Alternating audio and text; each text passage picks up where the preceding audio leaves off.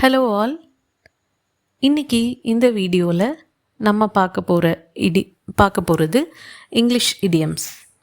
Idioms அப்படின்னா மரபு தொடர் அல்லனா சொல் வழக்கு அப்படின்னு கூட சொல்லுவாங்க.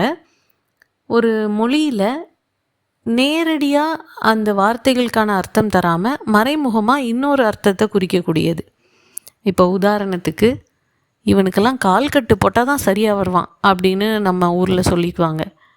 கால் கட்டுனா என்னதுன்னா காலை கட்டி போடணும் அப்படின்னு அர்த்தம் கிடையாது. இவனுக்கு ஒரு திருமணம் செய்து வைத்தால் பொறுப்பானவனாய் மாறுவான் அப்படிங்கிறது தான் அர்த்தம்.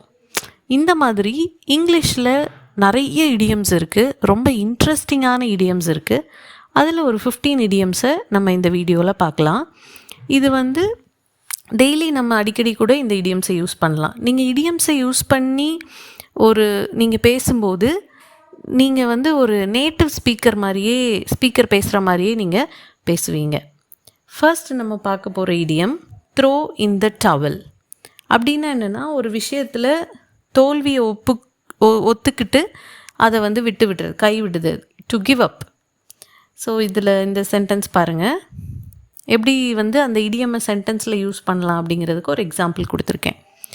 After trying for years the inventor finally threw in the towel.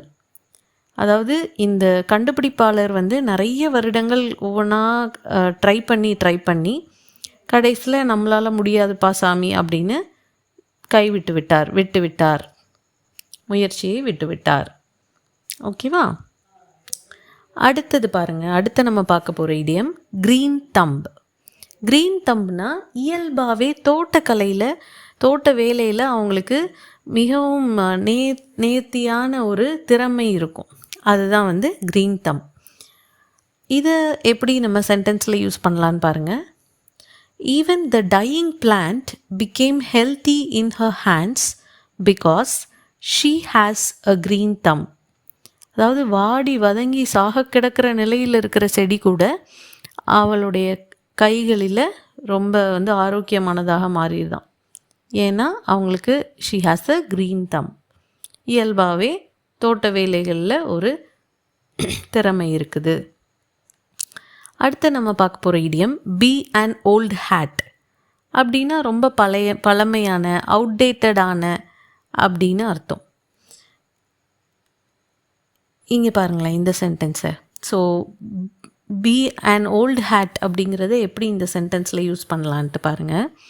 Writing letters by hand seems like an old hat to many teenagers. So இந்த பிக்சரில் லெட்டர், பென்னு அதெல்லாம் அப்படியே ஒரு ஓரமாக இருக்குது. பட் அந்த டீனேஜர்ஸ் எல்லாம் they are actively communicating through their mobile phones and electronic devices. Okay, so கடிதாசி எழுதுறதெல்லாம் அதெல்லாம் ரொம்ப அவுடேட்டடான ஃபேஷனாக நிறைய டீனேஜர்ஸ்க்கு தெரியுது. நெக்ஸ்ட்டு நம்ம பார்க்க போகிற இடியம் இன் அ நட்ஷெல். அப்படின்னா என்னென்னா, நல்ல பெரிய விஷயத்தை சுருக்கமாக ஈஸியான முறையில் விளக்கமாக சொல்கிறது தான் இன் அ நட்ஷெல். ஸோ இதை ஒரு சென்டென்ஸில் நம்ம யூஸ் பண்ணி பார்க்கலாம். இன் அ nutshell team work creates success. சுருக்கமாக சொல்லப்போனால் டீம் ஒர்க் கூட்டு முயற்சி கூட்டு வேலை கண்டிப்பாக வெற்றியை கொடுக்கும். அடுத்த இடியம் இன்ட்ரெஸ்டிங்காக இருக்கும். Zip your lip. ரைமிங்காக வந்திருக்குல்ல. இது படத்தை பார்த்தாலே உங்களுக்கு தெரிஞ்சிருக்கும், வாயை மூடவும். சரியா? இதை எப்படி நம்ம சென்டென்ஸில் யூஸ் பண்ணலாம் பார்க்கலாம். The librarian told the noisy children to zip their lips. Next be an open book. நம்ம இது தமிழ்லையுமே நம்ம சொல்லுவோம், ஒரு திறந்த புத்தகமாக இருக்கிறார் அவர் அப்படின்னா ரொம்ப நேர்மையாக இருக்கிறாரு அப்படின்னு அர்த்தம். நேர்மையாக ஓப்பனாக ஃப்ராங்காக இருக்கிறாங்க அப்படின்னு அர்த்தம். ஸோ இந்த சென்டென்ஸ் பாருங்கள். The teacher is an open book with her students. இந்த சென்டென்ஸை the teacher is an open book to her students அப்படின்னு கூட போடலாம். வித் ஹர் ஸ்டூடெண்ட்ஸ் போட்டாலும் கரெக்டு தான், டு ஹர் ஸ்டூடெண்ட்ஸ் போட்டாலும் கரெக்டு தான். நெக்ஸ்ட்டு நம்ம பார்க்க போகிற ஒரு இடியம் ஸ்பில் த பீன்ஸ். அப்படின்னா பீன்ஸை கீழே கொட்டுறது அர்த்தம் கிடையாது. ரகசியமாக இருக்கணும்னு வச்சுருந்த ஒரு ரகசியத்தை உடைச்சி அதை வெளியே விடுறது, அதுதான் வந்து ஸ்பில் த பீன்ஸ். இப்போது இந்த சென்டென்ஸ் பாருங்கள். The little boy spilled the beans about his father's birthday gift. So இந்த பிக்சரை பார்த்தா உங்களுக்கு தெரியும், அப்பாவோட பர்த்டேக்காக எல்லாம் டெக்கரேட் பண்ணியிருக்காங்க. கிஃப்ட்டு சோஃபாவில் இருக்குது. அம்மாவும் பொண்ணும் வர்றதுக்கு முன்னாடியே அவங்க வீட்டு குட்டி தம்பி என்ன பண்ணிட்டான், அப்பாவுக்கு வந்து பர்த்டே கிஃப்ட்டை ரிவீல் பண்ணிட்டு இருக்கிறதுனால அம்மாவும் அந்த பொண்ணும் வந்து கொஞ்சம் கடுப்பாக இருக்காங்க அந்த குட்டி தம்பி மேலே. ஓகே, ஸோ இன்னொரு தடவை கூட இந்த சென்டென்ஸ் ரிப்பீட் பண்ணுறேன். The little boy spilled the beans about his father's birthday gift. Okay. Next idiom, as the crow flies. இது என்ன அப்படின்னா ஷார்ட்கட் ரூட்டு, அதுதான் வந்து as the crow flies. இப்போ நீங்கள் யோசித்து பார்த்தீங்கன்னா, நீங்கள் இங்கேருந்து ஒரு கோயிலுக்கோ அல்லைனா ஒரு ஸ்கூலுக்கோ போகணுன்னா சந்து பொந்து எல்லாம் வந்து திரும்பி அங்கே எங்கேன்னு திரும்பி போகிறதுக்கு ரொம்ப நேரம் எடுக்கலாம். ஆனால் காக்கா பாருங்கள், டக்குன்னு மேலே எந்த டிராஃபிக் ஜாமும் கிடையாது, ஈஸியாக போயிடும். ஸோ அதை ஞாபகம் வச்சுக்கோங்க. பட் அதோட மீனிங் வந்து ஒரு 2 பாயிண்ட்ஸ்க்கு இடையில் இருக்கிற மிக குறுகியதான ஒரு நேர்கோட்டு தூரம் தான் as the crow flies. இதை எப்படி சென்டென்ஸில் யூஸ் பண்ணலாம் பாருங்கள். The hospital is only 5 kilometers away as the crow flies. Hospital வந்து ஷார்ட்கட் ரூட்டில் போனால் 5 கிலோமீட்டர் தான் தூரம் அப்படிங்கிற மாதிரி இந்த சென்டென்ஸில் சொல்லியிருக்காங்க. நெக்ஸ்ட்டு நம்ம பார்க்க போகிற இடியம் எ பெயின் இன் த நெக். அதாவது ரொம்ப தொந்தரவு தரக்கூடிய விஷயத்தை நம்ம வந்து பெயின் இன் த நெக் அப்படின்னு சொல்லுவோம். இந்த பிக்சரை பார்த்தாலே உங்களுக்கு தெரியும், ஒரு ஆஃபீஸ் செட்டப்பில் ஒருத்தர் உட்காந்துருக்காரு. அவரை சுற்றி ஃபோன் 2 ஃபோன் அடிக்குது, ஏகப்பட்ட ஃபைல்ஸ் இருக்குது, பின்னாடி வேறு அவங்க பயங்கரமாக கத்தி பேசிகிட்டு இருக்காங்க. ரொம்ப அவருக்கு எரிச்சல் தரக்கூடியதாக இருக்குது.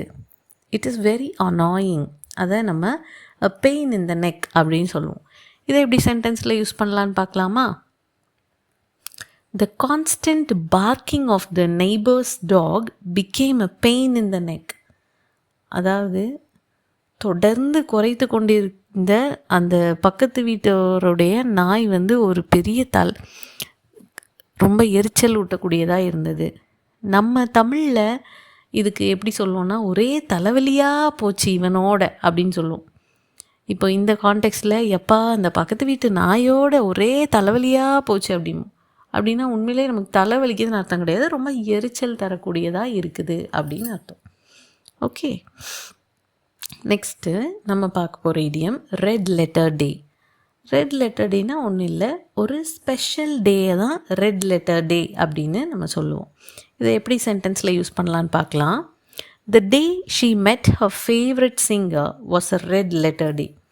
ஸோ இங்கே ஒரு பொண்ணு வந்து தன்னுடைய ஃபேவரட் சிங்கரை கட்டி பிடிச்சி அப்படியே ஆனந்த தாண்டவம் ஆடிட்டுருக்காங்க. ஏன்னா அவங்களோட ஃபேவரட் சிங்கரை நேரில் பார்த்தாங்க. So it was a red letter day for that girl. அடுத்தது நம்ம பார்க்க போகிற இடியம் டார்க் ஹார்ஸ். அப்படின்னா என்னென்னா, எதிர்பாராத ஒரு வெற்றியாளர். இவங்க வருவாங்கன்னு எதிர்பார்த்துருக்கவே மாட்டாங்க, ஆனால் அவங்க வெற்றி பெற்றிருப்பாங்க. So an unexpected winner. இப்போ இந்த பிக்சர் பாருங்களேன்.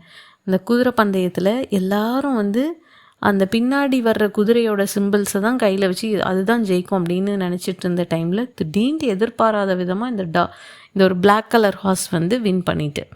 ஸோ இதை ஞாபகம் வச்சுக்கோங்க, இந்த பிக்சரை ஞாபகம் வச்சுக்கோங்க. டார்க் ஹார்ஸ் அப்படின்னா an unexpected winner. இதை எப்படி சென்டென்ஸில் யூஸ் பண்ணலான்னு பார்க்கலாம். The quiet student turned out to be the dark horse of the chess tournament. இந்த பையன் செஸ்ஸில் வின் பண்ணுவானான்னு நினைக்காத ஒரு பையன் வின் பண்ணதுனால எல்லாரும் அப்படியே ஆச்சரியத்தில் மூழ்கி போயிருக்கிறார்கள், ஆனந்த கண்ணீரில் இருக்கிறார்கள். அடுத்து நம்ம பார்க்க போகிற இடியம் as clear as mud. களிமண் எப்படி கிளியராக இருக்கும்? இருக்காது இல்லையா? ஸோ இதோட மீனிங் என்னென்னா, ரொம்ப குழப்பமடைய செய்ய, அதாவது புரிந்து கொள்ளவே முடியாத ஒரு விஷயம், ஒன்றுமே புரியாத அளவு குழப்பமாக இருக்கக்கூடிய ஒரு விஷயத்தை தான் we call it as clear as mud. So இந்த கிளாஸில் போர்டில் எழுதி போட்டது இந்த பிள்ளைகளுக்கு பயங்கரமாக குழப்பமாக இருக்குது. இதை எப்படி சென்டென்ஸில் யூஸ் பண்ணலான்னு பார்க்கலாமா? The instruction manual was as clear as mud. அதாவது இந்த இன்ஸ்ட்ரக்ஷன் மேனுவல் ஒன்றுமே புரியலை, ரொம்ப குழப்பமாக இருக்குது. அந்த மனுஷன் பயங்கரமாக கோவப்படுறான், எரிச்சல் அடைகிறான். ஸோ இதுதான் as clear as mud உடைய மீனிங். அடுத்தது to grease the palm. Bomb அப்படிங்கிறது லைட்டாக இங்கே மறைஞ்சிருக்கு. இந்த பிக்சரை பாருங்கள், உங்களுக்கு நல்லா தெரியும். ஒரு மீட்டிங் நடக்குது, யாருக்கும் தெரியாமல் ரகசியமாக பண பரிவர்த்தனை நடக்குது. So to grease the palm அப்படின்னா ஒன்றும் இல்லை, உள்ளங்கைக்கு என்ன தடவுறது அப்படின்னு அர்த்தம் கிடையாது, லஞ்சம் கொடுப்பது, to bribe someone. Okay, now see this picture. The shop owner tried to grease the palm of the inspector. இப்போ புரிஞ்சிருக்கும்னு நினைக்கிறேன். நெக்ஸ்ட், அட் ஸ்னெயில்ஸ் பேஸ், நத்த வேகத்தில் போகிறாங்க. நத்தை வேகம் அப்படின்னா இது இந்த இடியம்க்கு என்ன மீனிங்காக இருக்கும்? ரொம்ப ஸ்லோவாக போகிறது தான் அட் ஸ்னெயில்ஸ் பேஸ். இதை ஒரு சென்டென்ஸில் நம்ம யூஸ் பண்ணலாம். The internet connection worked at snail's pace during the storm. அதாவது புயல் அடித்த அந்த டைமில் இன்டர்நெட் கனெக்ஷன் ரொம்ப நத்தை வேகத்தில் நகர்ந்தது. நம்ம தமிழில் இது ஆமை வேகத்தில் வர்றா அப்படின்னு சொல்லுவோம்ல, அதுதான்.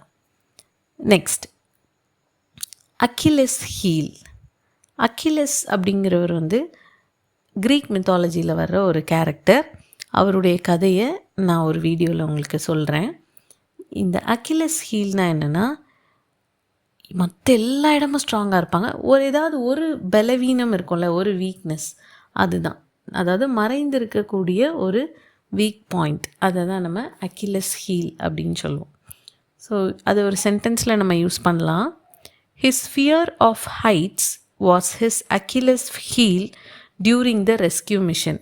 ஸோ காப்பாற்றுறதுக்குன்னு இந்த ஒர்க்கர் வந்துட்டார், ஆனாலுமே ஹைட்டை கண்டால் அவருக்கு பயம், அது மட்டும்தான் அவருக்கு ஒரு வீக் பாயிண்ட் அப்படின்னு இந்த சென்டென்ஸ் அர்த்தம் தருது. ஓகே, இந்த இடியம்ஸ் எல்லாம் உங்களுக்கு பிடிச்சிருந்ததா? இதில் 15 இடியம்ஸ் இன்றைக்கி நம்ம படிச்சிருக்கோம். இதில் எந்த இடியம் உங்களுக்கு ரொம்ப பிடிச்சிருந்தது அப்படின்னு கமெண்ட் பண்ணுங்கள். அந்த இடியமில் உங்களுக்கு பிடிச்ச ஒரு சென்டென்ஸை ட்ரை பண்ணி பாருங்கள். இன்னும் ஒரு கொஸ்டின் உங்களுக்கு. நம்ம இவ்வளோ நேரமும் படித்த 15 இடியம்ஸ் படித்தோம். அதில் 14 இடியம்ஸ் இந்த பிக்சரில், இந்த லாஸ்ட் ஸ்லைடில் கொடுத்துருக்கேன். ஒரு இடியம் மிஸ் ஆகுது. அது என்ன இடியம் அப்படின்னு கண்டுபிடிச்சி கமெண்ட் பண்ணுங்கள். இந்த வீடியோ பிடிச்சிருந்ததுன்னா லைக் பண்ணுங்கள், உங்கள் ஃப்ரெண்ட்ஸோடு ஷேர் பண்ணுங்கள்.